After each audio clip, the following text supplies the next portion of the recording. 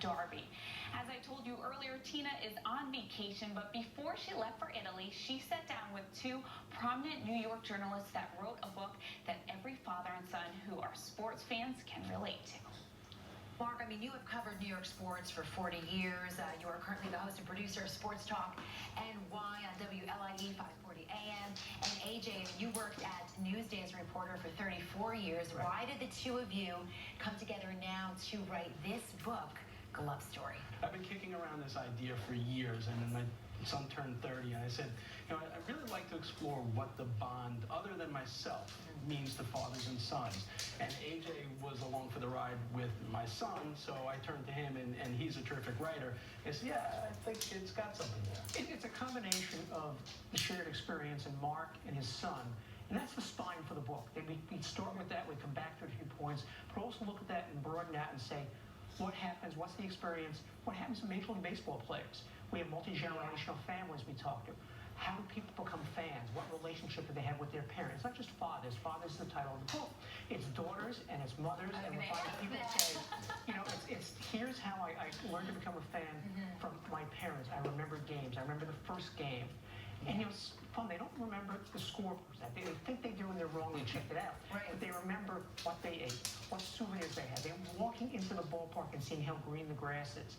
And everybody we talked to, both in the book and now that the book has been published about the book, gets excited. That same shared experience. There's something everybody can identify with in this book. I want to bring this up, Mark. That's you Yes. on the cover. With hair. And your son. Yes. So he's 30 years old now. What year was this? Tell me a little bit. Tell me your story about this picture. Okay, so that picture was taken actually at his second game. His first game was not so memorable, actually. We took him when he was 6 months old to Fenway Park, and Josh was always this kid that was so alert and everything. He actually went there and he was like so lethargic. He ended up spending 2 weeks in the hospital in Mass General with meningitis. Oh, no. But this was a much better experience. Good. Not that he would remember that. I mean, it was a But little you ridiculous. did. He wasn't even a year old, but it was still that passage. You know, my father took me to my first game. I took him to his first game. One of the fans we speak to is Alan Zweibel, the original SNL writer, and written with 700 Sundays with Billy Crystal. He talked about having to want to take his grandson to the game, but then taking a step back and say, no, a father needs to take his son to his first game. Also, when you get the book, go to the back, because these are the real fans. You collected, I just opened up to the Yankees and Mets page.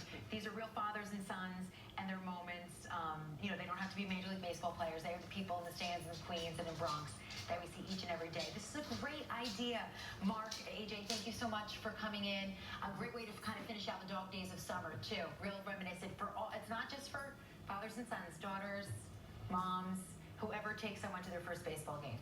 Really appreciate your time. Good luck with the book. Thanks so much, Tina.